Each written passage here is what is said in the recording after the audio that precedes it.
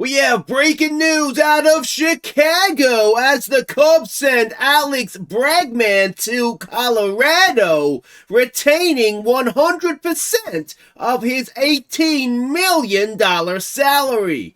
Now, GM Aussie Villain is trying to defend this move to the press. Yeah, I mean, look, Bregans for the most part has been a tremendous overpaid disappointment. So sending him elsewhere to bring down an opponent, I think, is a very smart move. And it's why I'm sitting here answering the questions and you clowns are over there asking them. Go Cubs, go! Go Cubs, go! Hey Chicago, what do you say? The Cubs are gonna win today. Hi guys, I'm Aussie Villain and welcome back to the Chicago Cubs. It is opening day of, I believe, Season 9. We are in Pittsburgh to face the Pirates, and we're doing it without a few of the players that basically got us to the World Series last season. So we'll go through all that in a second here. But let's have a quick look at our squad here. So we've got our star players, Vlad, McQuaid, and Perez. Surprisingly enough, Ellie De La Cruz isn't there as the defending MVP of baseball. We've got our top prospects there. Two of these guys are close, but Jesus Toledo is still a long way away. You can see the rankings of our players are quite good, although we don't use all of them in these particular roles. But yeah, it's, I mean, getting the 10th center fielder in to replace Petey Crow, not the worst, is it? It's last year, of course. Lost the World Series. We're getting closer. Lost Divisional Series, lost the Championship Series, lost the World Series. Surely, if this sort of progression continues, this is the year we win the World Series. So let's hope so anyway. Now, team chemistry, for the most part, is good. We don't have any captains, but we do have a number of leaders. We've got a spark plug or two in there as well. This is all behind my head, so there you go. So you can see that there. So yeah, that's looking good. The relationships are more or less good. There's the one bad one with Ryan Gallagher, who is one of the new players for this season. Hopefully he'll come around over time, but as I guess time will tell. So the one major trade that we've done is sending Alex Bregman off to Colorado. Now, the reason I did that, he was not good in spring trading. It's his last year of his deal. He's on $18.8 million. I didn't really see a sense in keeping him around when we have young Garland, amongst others, that could come in and take his spot in the team. All he was really in the team for, that he was any use for, was basically designated hitting against left-handed pitching. Yeah, you don't want 18 million for that when we have other people who can come in and do a decent job. Now, one thing that it will hurt us a little bit is that he was a right-handed bat.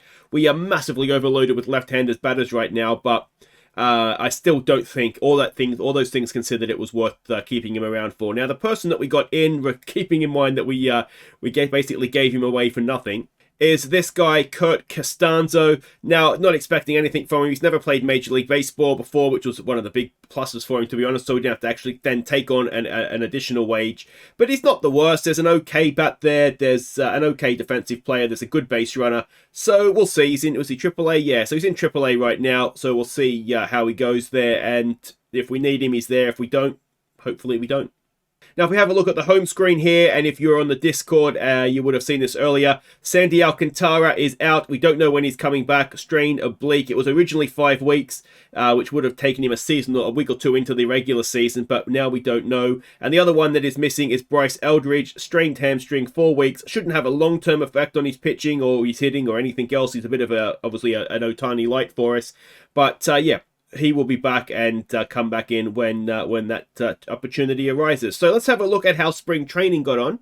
And we can see it there. We finished top of our division for what that's worth, which is absolutely nothing. Colorado Rockies were top of their division for what that's worth as well, and the Braves top of them. And then you can see on the other side there, the defending World Series champions Boston Red Sox were right up there. And everybody else there, the White Sox and the Angels, all leading their respective divisions. But let's have a look at the preseason predictions. So here's the American League and where everyone's predicted. Not predicted to be a good season for the Red Sox, is it? So I'm not sure if they were losing quite a few players or not, but poor old Alien Do may have missed the boat going there, mightn't he? The White Sox are predicted to go in and have a good year, as are the LA Angels. And if we look at some of the league leaders there, any Cubs. I don't think I see any ex-Cubs there. So it always makes me feel a little bit better that we're not getting rid of good players. If we go down and have a look at what we actually care about, which is the National League, we are predicted to win our division ahead of the Brewers. The Braves and the Rockies are also predicted to be there on the Giants as well, actually level with the Rockies. And if we look at some of the league leaders, still nothing there for pitchers. Jack Perkins, though, of course, who we did have. I think we had Lance McCullers at one point too, didn't we? So they're both up there in the league leading pitching, which is a little bit strange, I would have thought. But in the hitters, we finally got somebody, because Vlad and Patterson, who should have been Rookie of the Year in any other season, you'd say, are both in the top 10 hitters there. So that is good news. Of course, McQuaid and Dela Cruz do not feature on that list, and we would expect them to have strong seasons for us as well, I would have thought. So yeah, that is promising predictions. So if we have a look at our opening day pitching roster with the spring training numbers, Gallagher is not a starting pitcher. He's got into long relief. The reason that he's there is because, as you can see, not having a great spring training. He is essentially replacing Eldridge right now. So the starting rotation, but not in this order, is Gaston, DJ, Murillo, Perez and Scott. Murillo and Perez didn't have the greatest of spring trainings, but yes, never that big of a deal, really, is it? As long as they turn up on the day. The only other new name that we'll recognize, or it's actually a returning name, is Nolan McLean. Not completely sure who he came in to replace, but he has come in anyway. Oh, he's probably coming to replace DJ, who's gone into the starting rotation, hasn't he? So he's coming to middle relief to replace him there. So there we go. That is the pitchers. For the most part, as you can see, did very, very well in spring training. The hitters, and we can see them here. The only new name that was maybe not expected is Mike Garland. He is pretty much the direct replacement for Breggers. Khalil Watson has come in, and that has meant Ramirez dropping back to AAA, and obviously Langers is the new backup catcher, with Alien Do having left with his ridiculous salary. So Giordano is back this year. He was scheduled or predicted, or he was the man I was sort of, what's the word I'm looking for, like grooming to replace Petey Crow in the lineup. So we'll have De Leon, at center field. Had a bit of a disappointing spring training with the bat, as you can probably hear screaming children. And then we've got to have Giordano and Patterson in the outfield, and McQuaid. The plan is for him to be designated hitter. And then we've got Garland, Watson, and Langers and McLean as well, who can hit a little bit as our pinch hitting options. Watson will play a little bit, I think, at second base. I'm just giving Pratt the start over him, mainly because he's a right-handed bat. So we need one or two of those at least in the lineup. Alright, so let's have a look at these lineups for the opening day of the season. So Patterson leads us off in right field. Giordano bats second in left. And we've got Dela Cruz at third, batting third. McQuaid DHs at 4. Vlad at first, plays at 5. Then we've got Ballesteros batting 6 at catcher. Namala, yeah, that's right, at shortstop batting 7. De Leon in center field batting 8. Cooper Pratt bats 9 in second base. And Yuri Perez gets the start for us. He's our opening day pitcher. Do we recognize any names in the opposition lineup there? I mean, I recognize names, but I don't think any of them have been former Cubs. So let's see if we can go and beat them now. So welcome to Pittsburgh. We are, of course, away for the first game of the season, so we bat first. And it is a first chance for Patterson as the new leadoff man to impress. A 2-2 pitch, and Patterson fouls it away and will be caught by the third baseman for 1 down. It'll bring Giordano in. We saw a little bit of him last season, of course, with the expanded roster, but his proper full rookie season, and he starts with a 3-pitch strikeout, bringing Dela Cruz to the plate. Another 2-2 pitch, and another strikeout. So not the ideal start to the season. Hopefully it gets better from there, though. Perez will face Coldwell for them. And we've got a first pitch swing. And that is into center field. And De Leon with an early chance to prove that he will be a very good incumbent up there for Petey Crow. Makes the play. It brings Azule in. Dela Cruz with an easy field. And over to first we go for 2 down. Bringing Montgomery to the plate. A full count on him.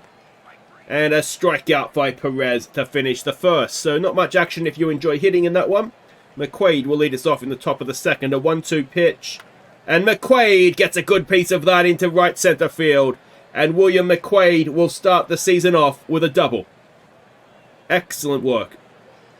Alright, this will bring Vlad up now. Let's see what he can do.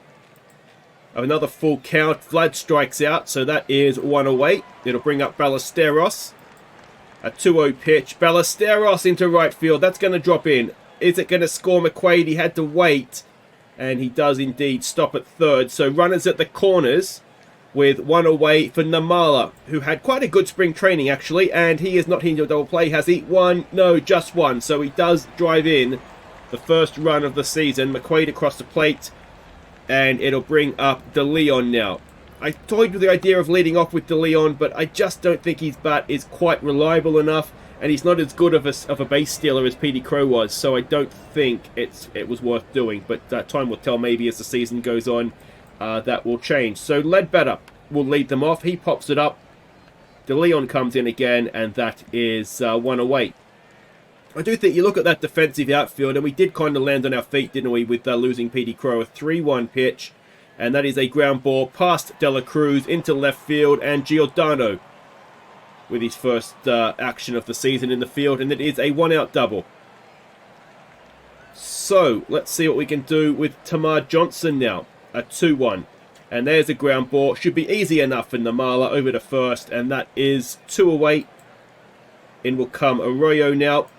A full count, a ground ball to Ellie over to first, and that'll end the second. So we are 1-0 up going into the third.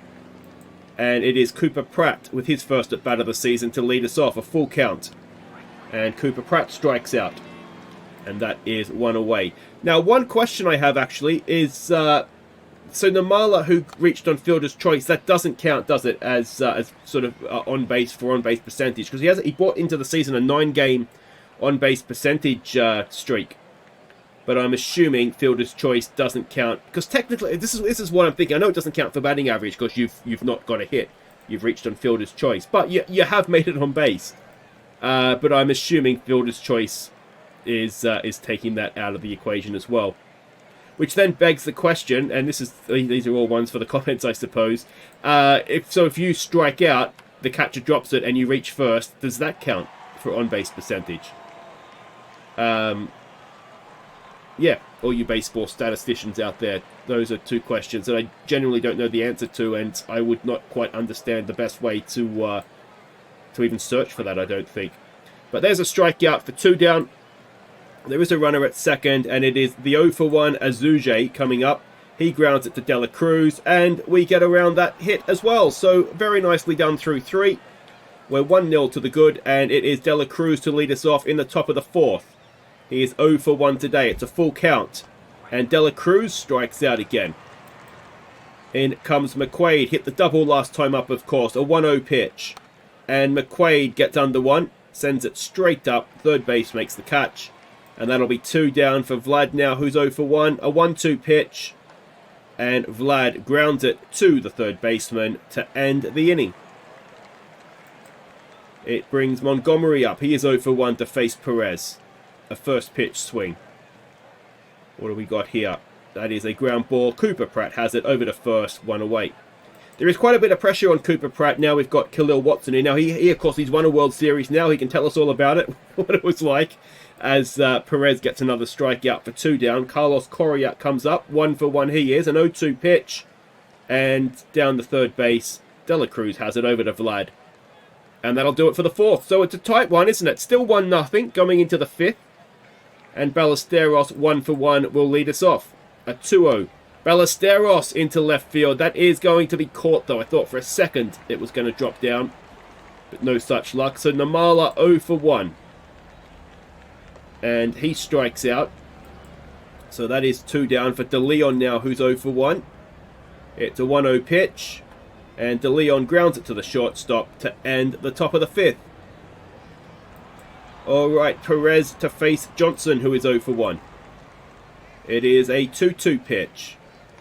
And a strikeout. His 4th of the game for Perez. In comes Arroyo now. A 1-2 pitch on him. Oh, Perez is hitting. That one looked like it slipped, didn't it? So there's a runner at first with 1 down for Crane, who is 0-for-1.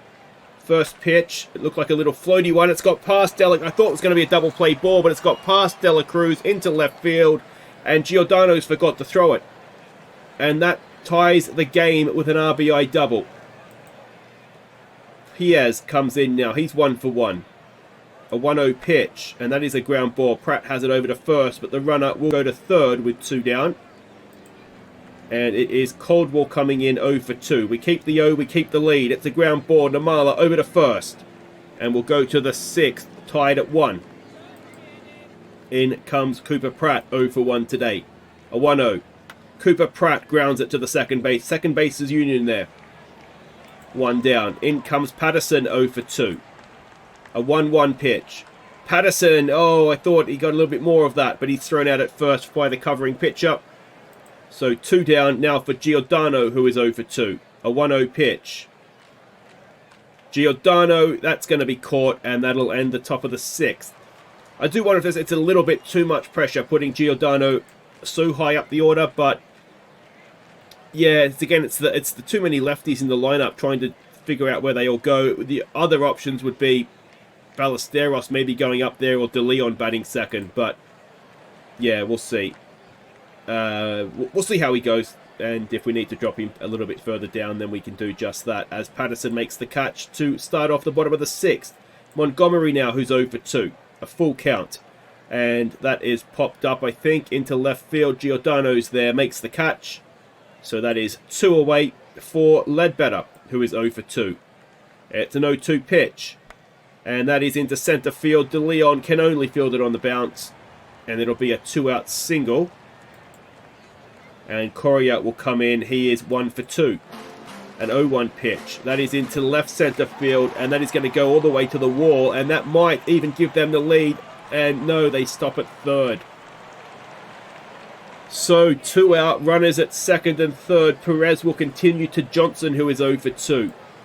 Oh, we're going to walk him, are we? No, we're not. He's grounded at a 3-0 pitch. Straight to Vlad. And we get away with that one. So to the 7th, tied at 1. De La Cruz to lead us off. He's struck out twice so far. It's a 2-1 pitch. He's not going to strike out again. He does swing at something. He doesn't need to. Oh, and it was a simple play for the shortstop. And the throw is off the mark, and De La Cruz reaches on the error. McQuaid in now, 1 for 2. A 2-2. McQuaid strikes out. It'll bring up Vlad. He's 0 for 2. A 1-2 pitch. Vlad into centre field. That'll be caught for 2 down. So it'll bring Ballesteros to the plate. First pitch, Ballesteros fouls it back. And they've dropped another one. Alright, come on, Ballesteros. Make him pay for that now. Let's send one into the stands. An 0-1 pitch. There goes De La Cruz. He has his first stolen base of the season. He led the National League, of course, in stolen bases last season. A 2-2. Come on, Ballesteros. Ballesteros, is that going to find the grass? It's over centre field's head. And Moises Ballesteros, he gives us the lead with an RBI double. He does indeed make them pay for that drop catch there. It's his second double of the game. It's his 100th double of his career. And it is Namala to face the new man now, a left-handed pitcher, Martinez. What can Namala do? A 1-1 pitch. And Namala to the second baseman. That'll be out. We will stretch with the narrowest of 1-run leads. Alright, welcome back. Perez continues into a 7th inning. Arroyo is at the plate. He is 0 for 1. I think he got hit last time up, didn't he? And he may have taken a little bit of anger on Perez there, because that is in the right field stand.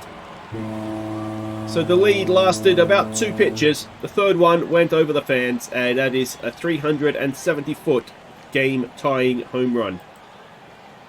And still, we continue with Perez. It is a first pitch swing. It is into right field, and Patterson will chase it down into the corner, and it will be a double.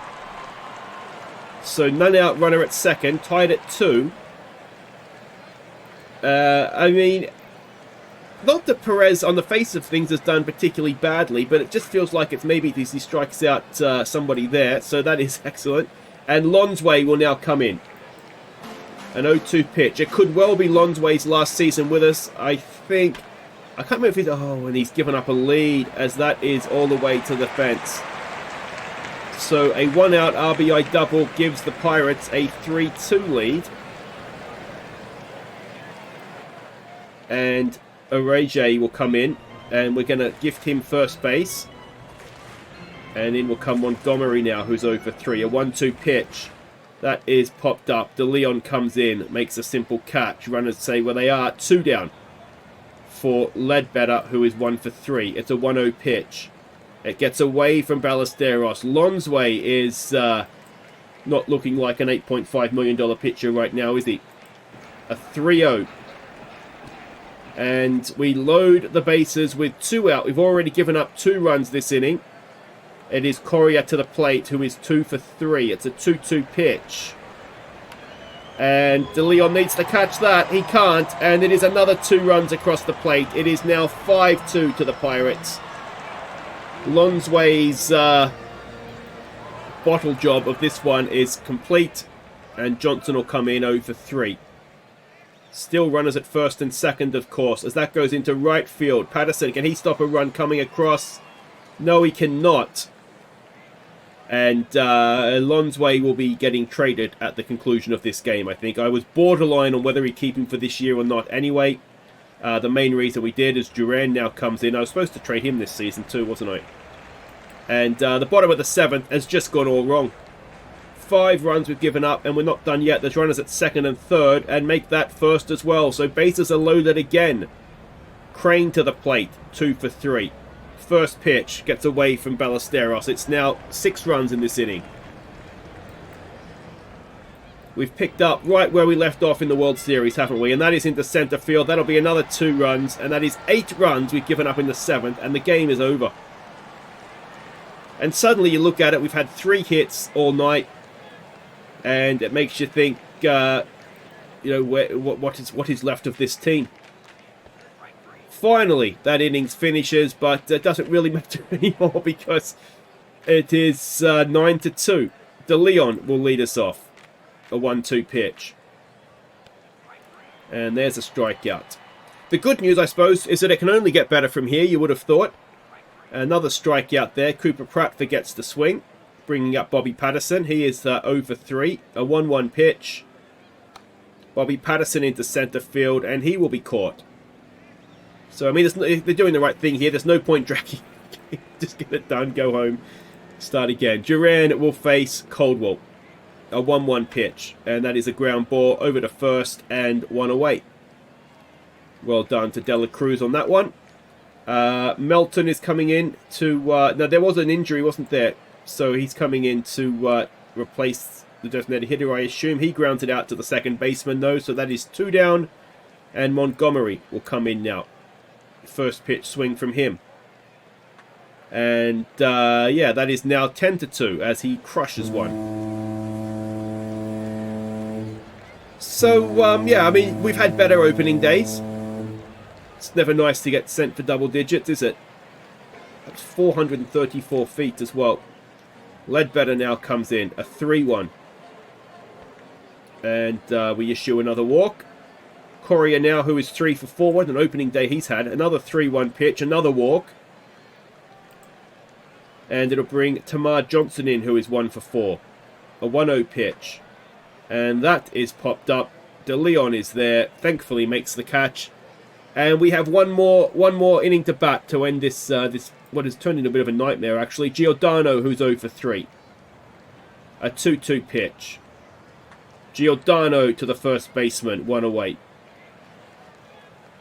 I mean, the thing is with baseball is that you can never judge too much off of one game. Obviously, you know, a month or so in, we'll be able to get more of an idea. As Dela Cruz gets a hold of one, and Dela Cruz with the most meaningless home run he'll hit this season, I suspect. 404 feet. It is now 10-3. We can just get McQuaid, Vlad, and Ballesteros to all go back to back to back to back, and then maybe it's a chance here. It's a 1-2 pitch on McQuaid. He strikes out. So we're down to our final out. It's Vlad Jr. At least it's against the lefty. He's 0 for 3. He's had a nightmare of a day. And is he going to strike out yet again? Yes, he is. What a disastrous opening day that was. So Lonsway with just the cool 135 ERA. Let's hope he brings that down. Yeah, I know his arbitration at the end of this year, but his arbitration estimate is 11 million. Now, we're not going to be paying a bullpen pitcher 11 million, obviously. My thought was maybe he could be a starting pitcher this season, but I'm not sure we want to do that either. Do we do a bit of a trade shop and see what we could get for him potentially?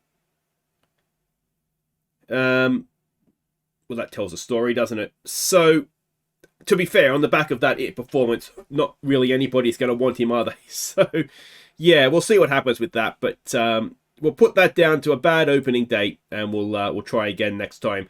Speaking of next time, we will be back. We'll come back to maybe host Seattle here early in May, and by that point, hopefully we'll have an idea, and hopefully we'll have some wins on the board as well.